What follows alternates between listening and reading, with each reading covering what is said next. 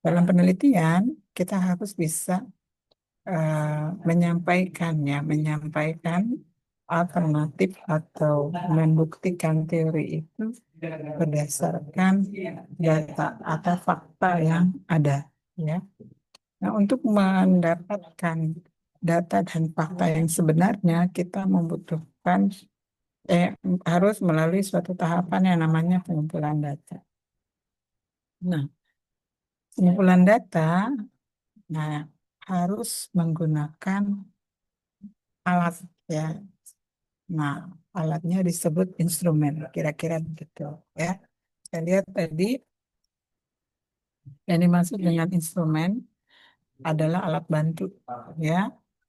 Nah, yang digunakan sebenarnya untuk pengumpulan data yang memudahkan peneliti, ya, karena pengumpulan datanya kalau menggunakan alat bantu akan lebih sistematis, ya. Jadi kan penelitian adalah alat bantu yang digunakan peneliti dalam kegiatan pengumpulan data, ya, secara sistematis dan mudah digunakan. Nah, instrumen penelitian itu bisa digunakan untuk mengukur fenomena atau kegiatan atau masalah sosial yang diamati oleh peneliti. Kita dari tadi pengumpulan data, kita lihat apa yang dimaksud dengan pengumpulan data. Jadi pengumpulan data adalah di mana kita mengambil data atau mengumpulkan responden atau subjek penelitian, yang kita bilang subjek penelitian, ya, dengan menggunakan proses tertentu, ya. Jadi nanti pengumpulan datanya pakai pendekatan apa, gitu, ya, atau pakai metode apa. Nah, semua metode pengumpulan data sebenarnya bertujuan untuk memperoleh ukuran dari variabel. Kalau Anda tahu, judul penelitian mengandung variabel penelitian. Nah, variabel penelitian tadilah yang harus kita ukur melalui kegiatan pengumpulan data. Nah, fokus dari pengumpulan data yang pertama adalah penyediaan subjek atau responden. Jadi harus ada subjeknya. Misalkan contoh, penelitian yang berkenaan dengan subjeknya manusia. Berarti harus tersedia tuh subjeknya, ya. Kemudian kalau penelitian yang berkenaan dengan misalnya kucing, ya harus ada subjeknya, ya. Jadi harus ada subjek atau tersedianya subjek. Kemudian biasanya dalam pengumpulan data, biasanya kita sebagai peneliti tidak bisa sendiri mengumpulkan data. Bisa sih kalau misalnya subjek yang diteliti sedikit, ya. Kalau misalnya 10 orang, ya masih bisa. Tapi kalau sudah ratusan, ribuan, kita nggak bisa melakukan sendiri karena kita juga dibatasi oleh waktu penelitian, ya. Nah, biasanya kita minta bantuan tenaga pengumpul data. Jadi ada tenaga pengumpul data yang nanti dilatih oleh peneliti. Supaya apa? Supaya pada saat proses pengumpulan data, data yang diambil sesuai dengan yang kita inginkan. Kemudian dalam pengumpulan data juga harus memenuhi prinsip validitas dan realitas, ya. Jadi keajegan dari, ya, alat ukur atau instrumen. Kemudian reliable sesuai dengan data yang kita penuhi. Jadi ini harus memenuhi prinsip itu.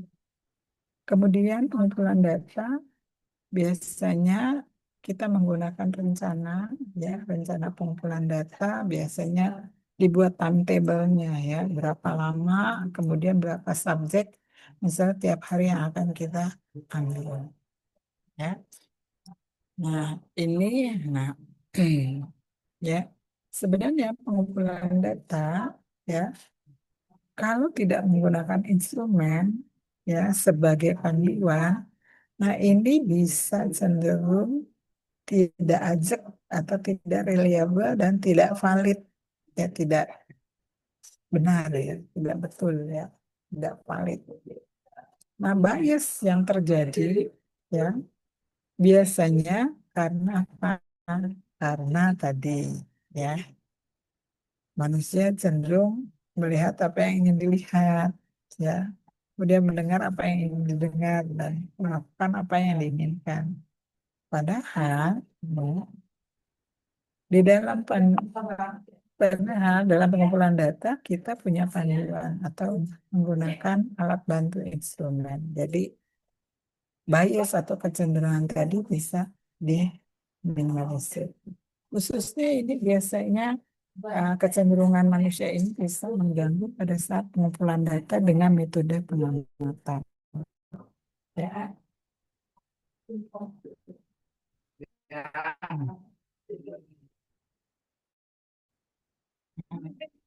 Yang melelahkan dan sangat sulit karena tadi harus mempertahankan validitas dan reliabilitas. Jadi nanti tenaga pengumpul data tidak boleh terpengaruhi oleh tadi kecenderungan tadi ya, yang dimiliki oleh manusia. Kemudian, nah kalau pengumpul datanya kurang pengalaman, data yang dikumpulkannya itu bisa bias, ya. Akhirnya datanya tidak valid, ya.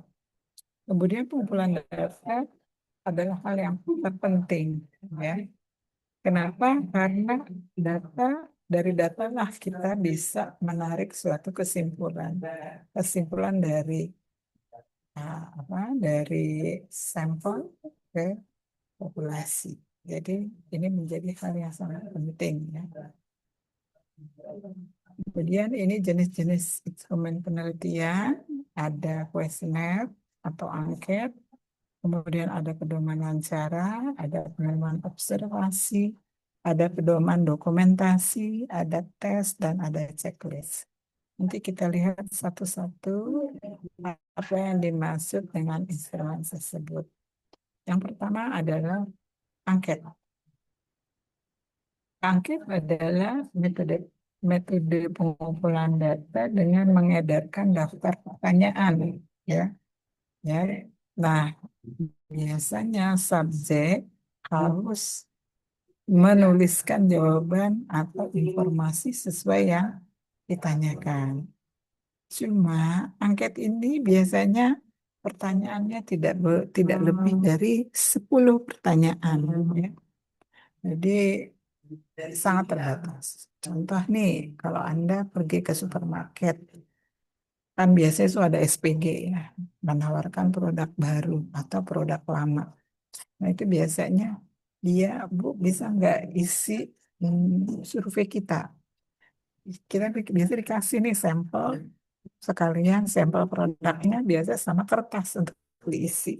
Nah, Nah, kalau Anda baca kertas itu biasanya tidak lebih dari 10 pertanyaan, bahkan kadang-kadang kurang dari 10 pertanyaan. Kalau kalau di bawah 10, nah, itu disebut dengan angket. Itu yang dinamakan angket. Ya, jadi pertanyaan tertulis ya berupa formulir, tetapi singkat, hanya 10 biasanya, paling banyak 10, kadang-kadang kurang dari 10. Nah, teknik angket ini sebenarnya cocok dipakai untuk apa? Mendapatkan data yang pada kelompok yang besar, yang tempatnya di mana-mana gitu ya. Karena, nah biasanya pengirimannya bisa melalui pos atau tadi ya, ya melalui data yang disebar ya. Nah, berikutnya, nah angket kadang-kadang disebut juga kuesioner. Hanya bedanya kuesioner ya, kalau di kuesioner dia tidak misi, tetapi biasanya ditanya ya secara lisan ya melalui wawancara. Ya, jadi ada kuesioner, ada angket. Kalau angket dia mengisi sendiri dan pertanyaan terbatas. Kalau kuesioner biasanya dia menjawab secara lisan, bisa juga secara tertulis, tetapi pertanyaannya lebih dari 10 biasanya. Ya. Berikutnya, nah ini ada beberapa tipe angket, ya. Angket menurut sifatnya bisa dibagi menjadi angket yang umum. Itu artinya tidak ada hal spesifik ya. Jadi semua yang ada di pertanyaan, daftar pertanyaan yang ada di angket itu memang benar-benar ya umum. Jadi tidak ada yang spesifik. Semua data ya diambil ya atau untuk memperoleh data selengkap-lengkapnya ya. Nah, ini yang disebut angket umum. Kemudian kalau angket khusus, ini angket yang sifatnya pribadi, sifatnya khusus. Artinya dia berfokus ke data-data tertentu saja, ya. Itu disebut dengan angket khusus, ya. Kemudian angket juga bisa dibagi lagi menurut caranya, ya. Yang pertama angket langsung, langsung minta ke subjeknya, atau misalnya kalau Anda mau penelitiannya mengenai pendapat dari atau pengetahuan mengenai pasien diabetes tentang diet. Nah, kalau angket langsung berarti dimintakan langsung ke pasiennya, ya. Nah, kalau tidak langsung, biasanya yang mengisi bukan responden, tetapi misalnya yang mengisi adalah orang yang merawatnya, Mas ya. Misalnya kalau di keluarga biasanya kalau misalnya pasiennya anak yang menjawab orang tuanya, ya. Ya, jadi data diperoleh dari yang bukan responden langsung, ya. Nah, kemudian angket menurut strukturnya. Jadi ada angket terstruktur. Angket terstruktur ini biasanya dibuat didasari pada kisi-kisi pertanyaan. Sehingga apa? Sehingga lebih definitif dan karena ada kisi-kisi berarti terbatas ya. Jadi pakai kisi-kisi pertanyaan dibuat apa yang mau ditanya. Nah, kira-kira begitu. Jadi dibatasi dan biasanya konkret ya. Sehingga responden bisa mudah mengisi dan menjawabnya ya. Kalau misalnya tadi kalau yang tidak terstruktur, nah ini biasanya nanti eh, subjeknya kemana-mana menjelaskan sesuatu yang ditanyakan. Jadi kalau terstruktur itu pakai kisi-kisi, kalau tidak terstruktur biasanya dibuat bebas ya, dibuat pertanyaan terbuka ya. Kalau struktur biasanya sudah dibatasi. Terkadang jawaban ya sudah tersedia di sana. Contoh ya, misalnya ditanyakan berapa lama ibu menderita diabetes ya, Anda langsung kasih jawabannya. Kurang dari 5 tahun, lebih dari 5 tahun. Jadi dia mudah akan memilihnya. Tapi kalau dibuat terbuka, berapa lama ibu menderita diabetes? Nah, kalau pertanyaan terbuka, dia jawabnya bisa panjang lebar. Oh, saya 3 bulan yang lalu jadi bercerita. Ya. Jadi tidak tidak konkret jawabannya, kemudian tidak fokus juga. Ya. Oke. Berikutnya berdasarkan jenis item yang disusun. Ya. Ada angket yang berbentuk isian.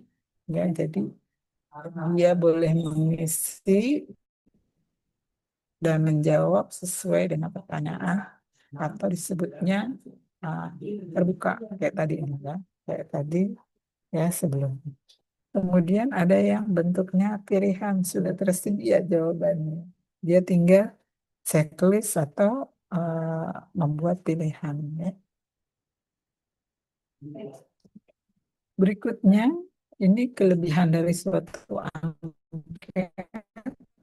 Yang pertama, kita bisa ambil data singkat, data banyak dalam waktu yang singkat, ya, karena Anda bisa nyebarin angket itu dalam waktu bersamaan.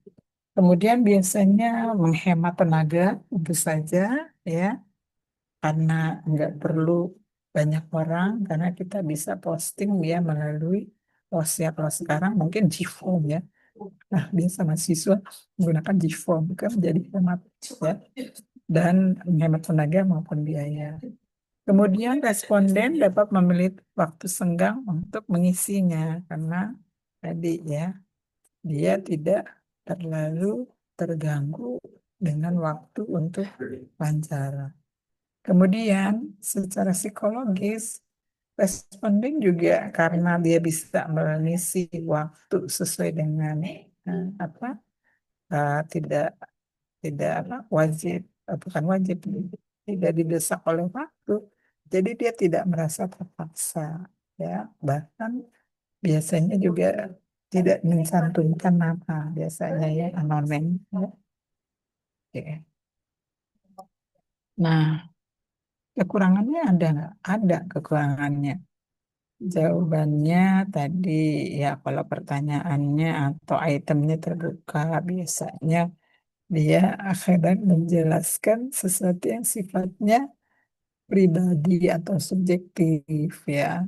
Dia jawabannya panjang, ya, cerita macam-macam, ya, bahkan dibumbui dengan hal-hal yang sifatnya pribadi.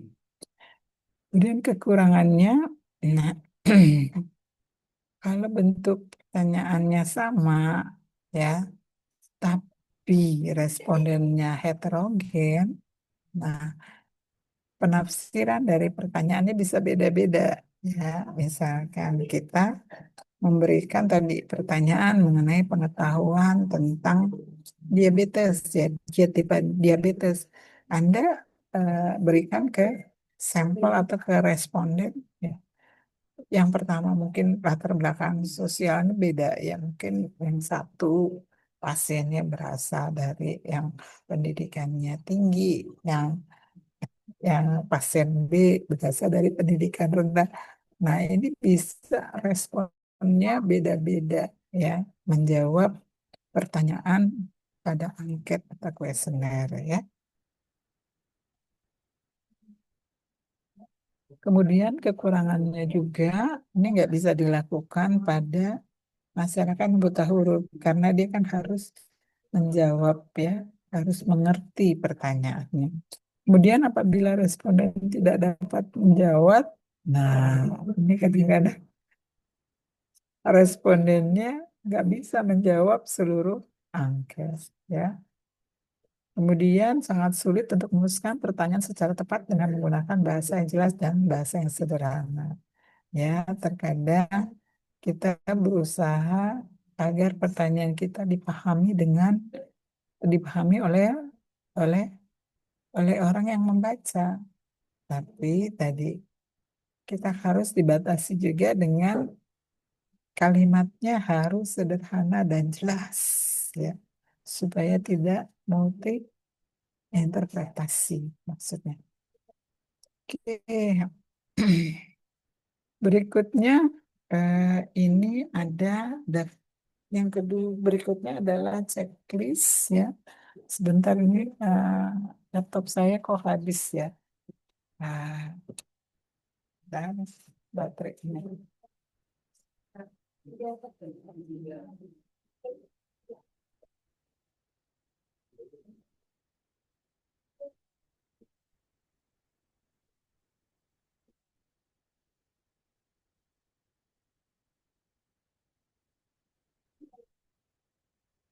Berikutnya yang kedua, instrumen kedua, checklist. Checklist ini adalah daftar, ya, daftar cek atau daftar pengecek, ya. Biasanya ada nama, ada identitas, ada yang mau diobservasi. Nah, biasanya observer memberikan tanda cek kalau berdasarkan hasil pengamatannya atau observasinya.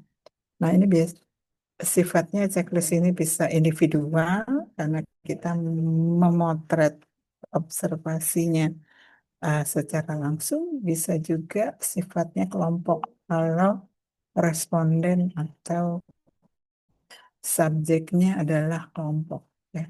Kelemahan dari checklist adalah datanya masih kasar, ya, karena kita hanya mencatat yang ada dan tidak, karena bentuknya cek, ya. Oke, jadi datanya uh, tidak bisa memberikan gambaran yang jelas, ya. Ini contoh dari checklist, misalnya seperti ini. Ini namanya checklist, ya. Oke, berikutnya yang lain nanti mungkin instrumennya Anda bisa cari tahu ya mengenai apa itu instrumen yang lain, ya. Nah, biasanya instrumen dan juga berkaitan dengan metode dan metode pengumpulan datanya, ya. Ya. Yang pertama metode tes. Metode tes itu kalau pertanyaannya kita buat dalam bentuk tes dan biasanya kita memberikan bobot, ya, bobot atau penilaian ya terhadap jawaban dari subjek, ya. Kemudian ada metode angket atau kuesioner berarti. Kemudian ada metode observasi untuk checklist. Instrumennya adalah checklist, ya.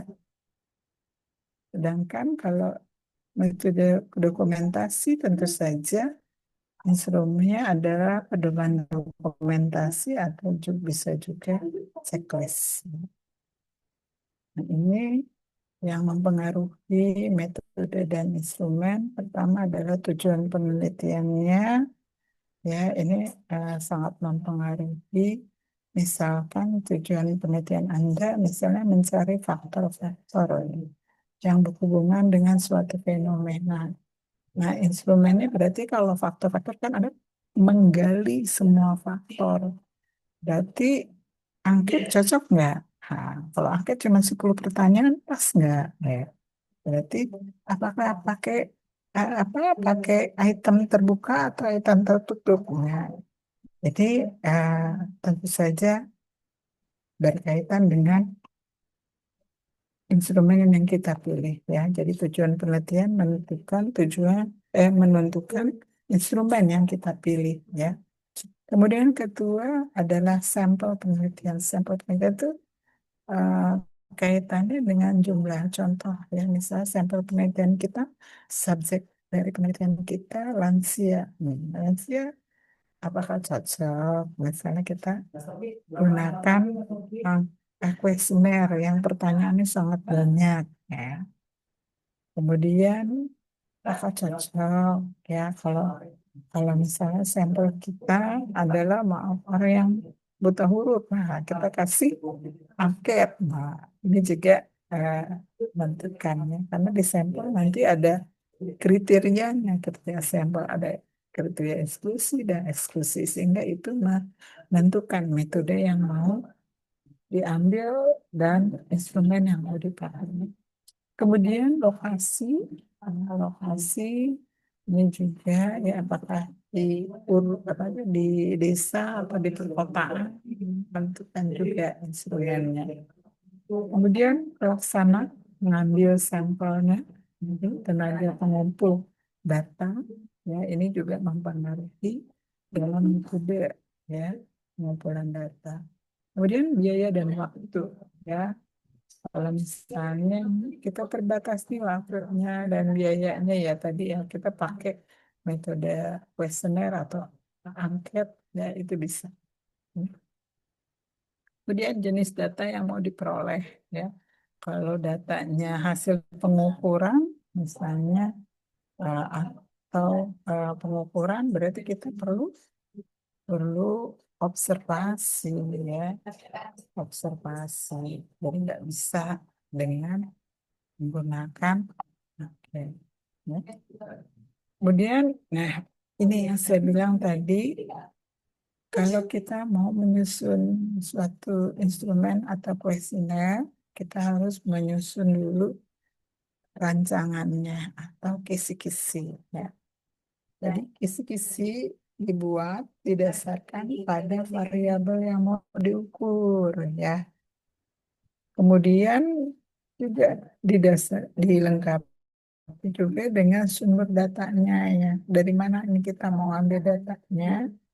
Apakah sumber datanya langsung ya, responden langsung atau misalnya respondennya adalah tidak langsung. Misalnya sumber informasinya kalau anak-anak berarti orang tua gitu ya. Itu juga harus tergambar di dalam kisi-kisi ya. Kemudian kisi-kisi secara khusus adalah gambaran dari butir-butir pertanyaannya atau butir-butir dari checklistnya yang mau diamati. Ini udah sangat spesifik ke atas sangat khusus. Nah, ini manfaat kalau kita membuat suatu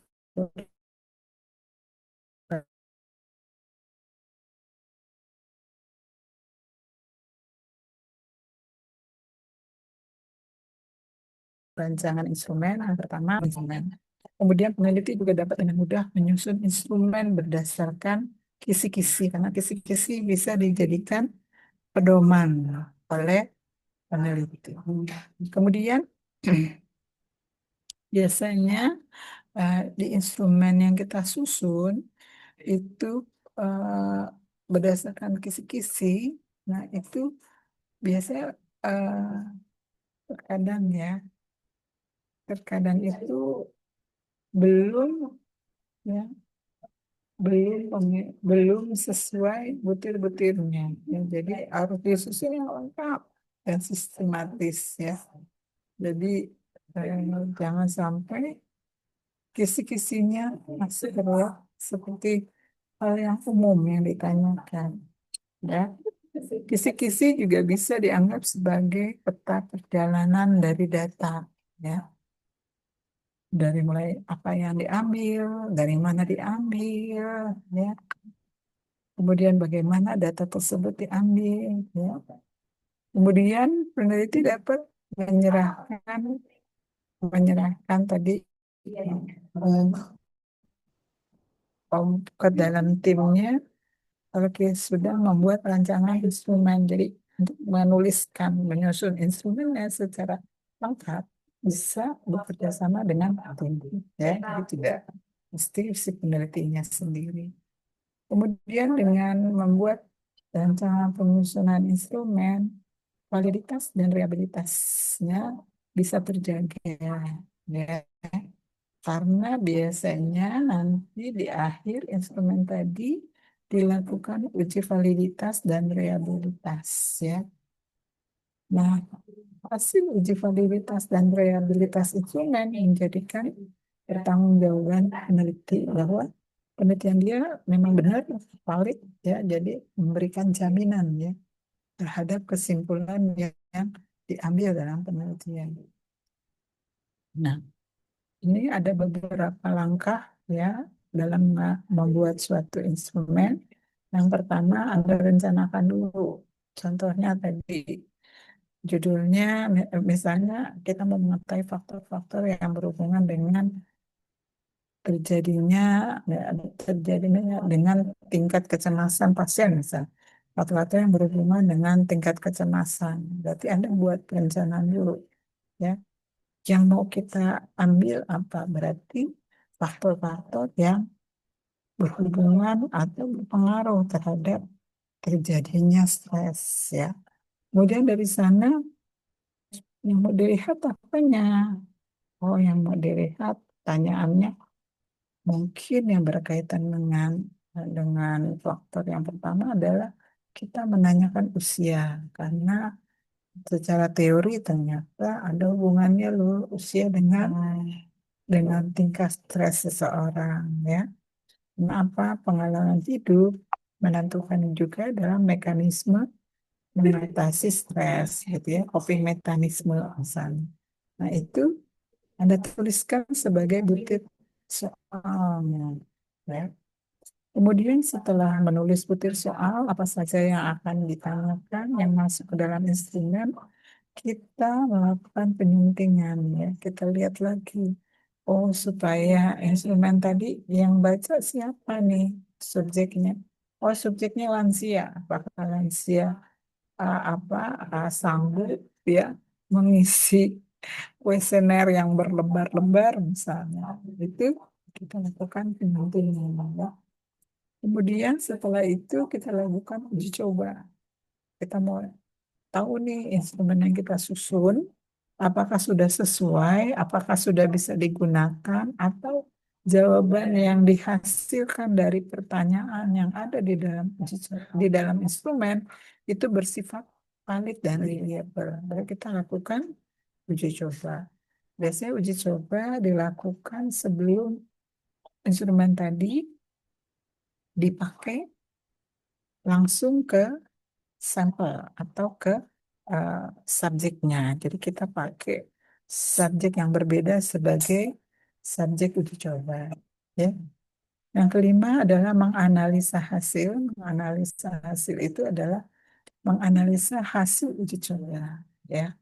Biasanya digunakan metode pengolahan yang sama, pengolahan data yang sama, ya, untuk mengetahui nilai validitas dan reliabilitas. Biasanya disebut dengan alfa korombah, ya, mengetahui alfa korombahnya, ya. Nah, nah biasanya tiap butir itu ada alfanya, ya, alfa korombah, ya. Nanti dicek, ya, menggunakan tabel tabel alfa korombah. Nah, itu apakah dia reliable atau valid, ya. Kalau misalnya dia reliable dan valid, dipertahankan butir soalnya. Tapi kalau misalnya tidak reliable dan tidak valid, berarti dilakukan pengganti butir soal.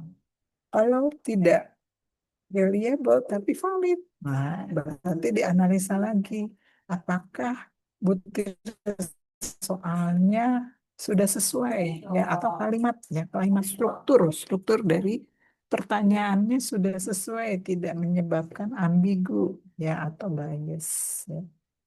Kemudian yang keenam adalah mengadakan revisi. Ya, tadi memperbaiki butir soal, yang memperbaiki instrumen sesuai dengan hasil, analisa hasil ya.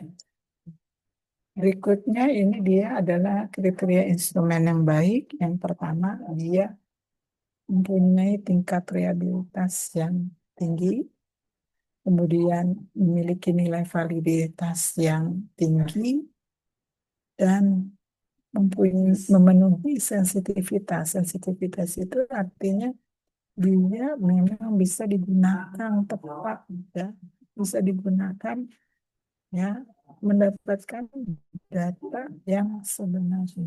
Ya. Kemudian objektif tidak menyebabkan ambigu, dan visibilitas. Visibilitas itu artinya bisa digunakan pada waktu yang berbeda, tapi ya, tapi bisa mendapatkan data yang sama. Kemudian yang berikutnya adalah ada tahapan tadi sebelum kita gunakan, misalnya kita lakukan namanya uji coba. Ya. Uji coba instrumennya adalah satu, ya, untuk manajerial. Manajerial itu artinya bagaimana Anda mengatur, ya, mengatur implementasi atau mengatur cara ambil data, ya. Kemudian yang kedua, uji coba juga berkaitan dengan substansial. Substansial itu berkaitan dengan fokus data kita, ya. Artinya, apakah instrumen yang kita uji coba tadi secara substansi sudah sesuai dengan tujuan penelitian kita. Kalau manajerial, bagaimana nanti langkah kita mengimplementasikan pengumpulan data pada subjek yang sebenarnya, ya, bukan pada subjek uji coba. Misalnya dari hasil uji coba, oh ternyata ternyata ada beberapa pertanyaan yang misalnya belum pas ya ditanyakan pada subjek ya, atau struktur kalimatnya menyebabkan subjek bingung ya, menjadi salah jawab ya. Oke, kemudian yang kedua adalah uji coba untuk tujuan keandalan instrumen ya. Keandalan instrumen tadi ya, validitas dan reliabilitas instrumen ya, supaya apa? Supaya data kita tadi dipercaya ya, terjamin ya, terjamin data yang dikumpulkannya. Oke, berikutnya keampuhan dari instrumen ya. Instrumen yang baik harus memenuhi dua syarat, tadi harus valid dan reliable. Tadi bisa dinyatakan dalam bentuk faktor ya. Apa sih validitas? Validitas adalah ukuran kesahihan dari suatu instrumen disebut dengan valid. Sedangkan realitas adalah bahwa instrumen tadi bisa dipercaya, ya dipercaya untuk mengambil data tertentu, ya. Jadi reliable, bisa dipercaya. Oh dia nggak akan berubah nih datanya, karena dia data yang didapatkan adalah valid dan sah, ya sahih, ya nggak bisa, pokoknya pasti segitu. Ya. Itu terkait dengan instrumen, apakah ada yang ingin ditanyakan? Monggo, kalau mau ditanyakan,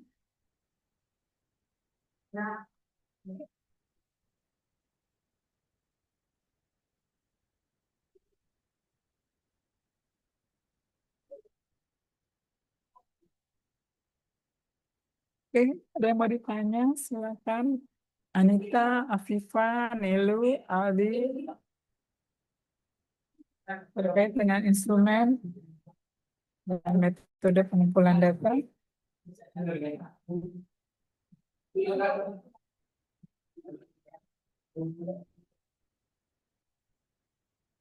Oke, ada yang mau nanya? Assalamualaikum Bu, izin bertanya. Mm-mm. Silakan, Eh, Afifa. iya Bu, saya izin bertanya terkait instrumen Bu. Untuk nanti kalau misalnya kita skripsi itu di di maksudnya di Poltekkes Jakarta 3 ini instrumennya itu bagaimana ya Bu? Cara kita mendapatkan instrumen itu apakah kan saya pernah nanya ke temen Mm-mm. yang sudah skripsi. Iya. Ah, dan dia untuk instrumen itu ternyata ada dua katanya. Ada yang instrumen secara individu dan secara project. Dan katanya kalau untuk program RPL di kampus tersebut dia kebanyakan project Bu. Nah, saya belum tahu perbedaan antara instrumen individu dan instrumen project ini Bu. Dan kalau di Potekkes Jakarta 3 itu bagaimana ya Bu? Mungkin seperti itu aja Bu pertanyaannya. Oke, biasanya yang dilakukan kalau di Potek ke Jakarta 3 itu sifat instrumennya adalah individu ya, individu.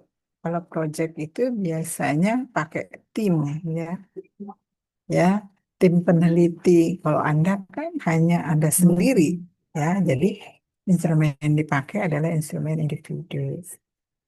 Rata-rata untuk mahasiswa, untuk menjamin rehabilitas dan validitasnya, mereka menggunakan instrumen yang sudah baku. Sudah baku itu maksudnya apa, Bu? Sudah dipakai oleh beberapa penelitian sebelumnya. Ya. Biasanya rata-rata begitu. Dia nggak mau melakukan uji coba lagi. Jadi kalau Anda pakai instrumen baku, biasanya tidak wajibkan untuk melakukan uji coba. Karena apa? Uji coba itu minimal sampelnya atau respondennya adalah 30. Ya. Dan Anda harus izin juga sama seperti izin penelitian. Dia harus izin juga untuk melakukan uji coba. Nah, biasanya rata-rata mahasiswa, mahasiswa di Poltek 3 itu mereka lebih senang menggunakan instrumen yang sudah baku. Bu, kalau misalnya saya nggak mau pakai instrumen yang sudah baku atau instrumen yang sudah pernah dipakai atau digunakan oleh peneliti sebelumnya, boleh nggak Bu? Boleh sekali. Kan tadi hanya saja Anda akan rada kesulitan menyusun rancangan instrumennya. Karena apa? Karena waktu Anda kan terbatas ya. Terbatas untuk menyusun rancangan atau kisi-kisinya. Ya, kadang-kadang ya kemarin itu di kelompok bimbingan saya ada satu orang yang dia coba cari instrumen bakunya nggak ada. Ya, dia waktu itu terkait dengan resiko risiko apa ya, risiko stroke apa enggak. Nah itu nggak ada instrumennya. Adanya adalah instrumen screening, Bu. Screening bisa nggak dijadikan apa instrumen? Loh, screening itu kan hanya apa melihat kecenderungan, ya, kecenderungan. Belum menentukan dia berisiko tinggi atau tidak. Saya bilang gitu. Jadi dia coba menyusun instrumennya sendiri, tapi instrumen screening tadi dijadikan juga acuan. Ya, jadi hanya dia menambahkan beberapa poin ya, beberapa poin atau pokok butir butir pertanyaan yang belum ada di dalam instrumen screening. Nah, itu diperbolehkan. Tapi setelah instrumennya jadi, dia wajib melakukan namanya uji coba, ya, karena kan baru di made up, walaupun ada instrumen bakunya, tapi kan Anda melakukan perubahan. Nah, kan harus dilakukan uji coba. Apakah perubahan yang Anda lakukan itu sesuai, ya, valid dan reliable. Gitu. Jadi kita biasanya instrumen individu, tidak instrumen project, gitu ya, berarti kayak. Oke, Baik, Ibu. ada lagi yang mau nanya? Terima kasih Ibu sudah mengerti. Ya, ada? Izin bertanya Ibu, Ya, silakan. izin bertanya Ibu dengan saya Alvira Ibu dari kelas RPL Ibu. Ya, Izin bertanya Alfira. Bu, terkait dengan instrumen juga Bu. Apabila instrumennya itu tidak valid Bu dan perlu direvisi lagi gitu Bu. Apakah itu harus diujikan ulang atau bagaimana Ibu? Mohon arahannya Ibu. Terima kasih Bu. Jadi kalau contoh ya, misalkan waktu Anda lakukan uji coba, misalnya jangan instrumen deh ya. Kalau instrumen, kalau sudah valid dan reliable, nggak perlu dilakukan uji coba. Ya, biasanya instrumen baku itu sudah ada tuh nilai validitas reliabilitasnya, udah ada nilai alfa perumbahnya. Jadi nggak perlu Anda lakukan uji coba. Kecuali instrumen yang baku tadi Anda modifikasi ya, tadi menambahkan atau mengurangi pertanyaan. Nah, itu harus dilakukan uji coba. Ya. Terkadang ya dari hasil hasil analisis instrumen kita tahu nih ada beberapa butir yang tidak valid atau tidak reliable. Ini gimana? Apa kita langsung buang atau tetap kita masukkan di dalam instrumen? Nah, kalau dia tidak valid dan tidak reliable itu harus diganti atau dibuang, dikeluarkan. Tetapi kalau dia masih valid tapi tidak reliable, nah, kita lihat nih butir pertanyaannya, kalimatnya, ya, struktur kalimatnya mudah dipengerti, dipahami, dan sesuai dengan apa yang mau didapat nggak datanya, ya. Jadi itu. Kalau instrumen sudah valid dan reliable ya nggak perlu Anda lakukan uji coba, ya, karena ada nilai alfa perubahan. Oke, ada lagi? Nah, biasanya mahasiswa tuh senangnya ngambil ya tadi instrumen yang baku ya, jadi nggak perlu uji coba ya. Karena uji coba sama prosesnya, izinnya sama, izin ke instansi ya. Terus harus ngambil ngambil data sendiri ya. Biasanya melelahkan ya. Untuk Anda ukuran Anda tuh repot ya, dengan ngambil instrumen yang baku. Rata-rata ngambil instrumen yang baku. Oke. Ada lagi masih ada yang ditanyakan terkait instrumen ya. Jadi tadi kita sudah belajar mengenai jenis-jenis instrumen, kemudian instrumen yang baik itu syaratnya apa saja, kemudian metode instrumen metode pengumpulan data disesuaikan dengan instrumen disesuaikan dengan metodenya ya. Jadi kalau pengamatan observasi pakai checklist ya. Kalau wawancara bisa pakai kuesioner, kemudian kalau misalnya apa tadi pakai panduan pedoman ya. Kalau misalnya itu terkait dengan pengamatan juga pakai pedoman. Oke, ada yang mau ditanya? Masih ada yang belum jelas?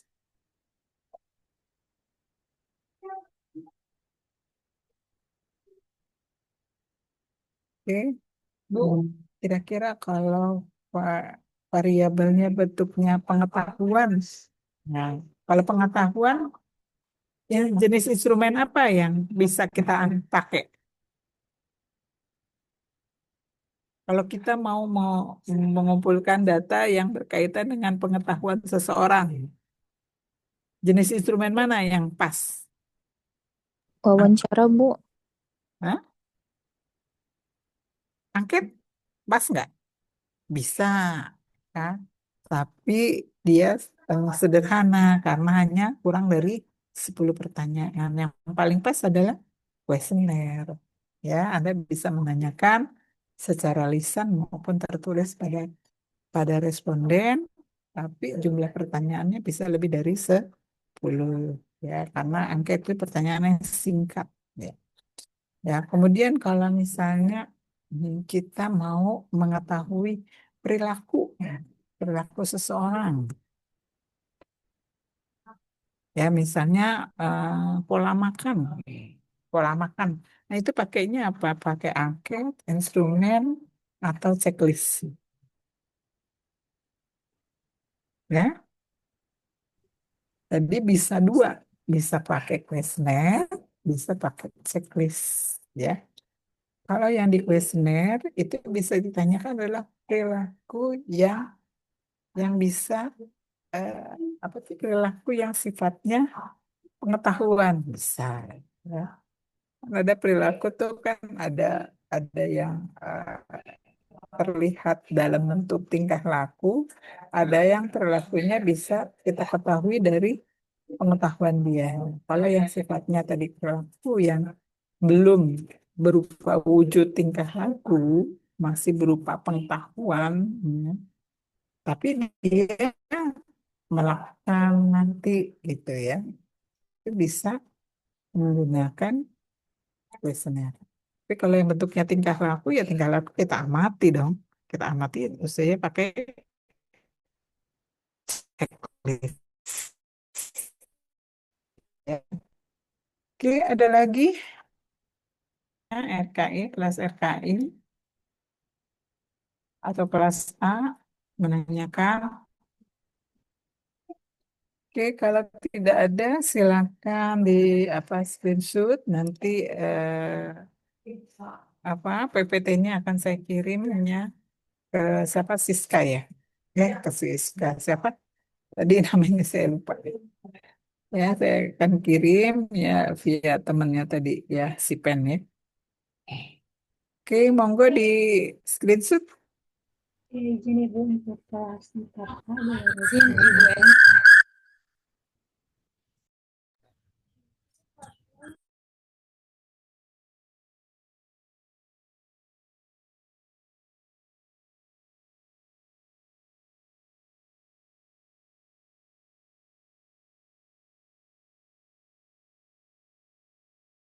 untuk kelas 4A sudah. Untuk kelas B, boleh on cam dan raise hand.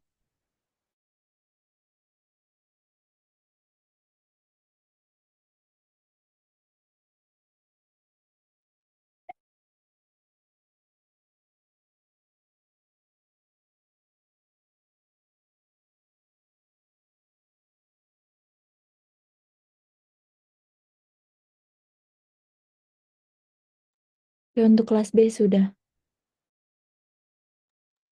Untuk kelas RKI bisa raise hand dan on cam.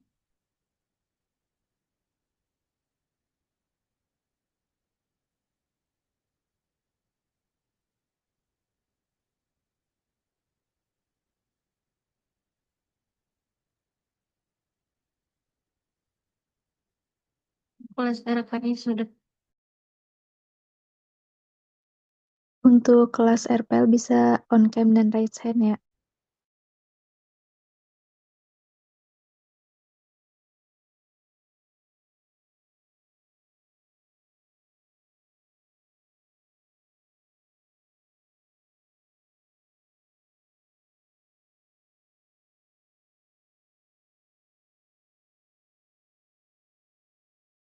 Sudah?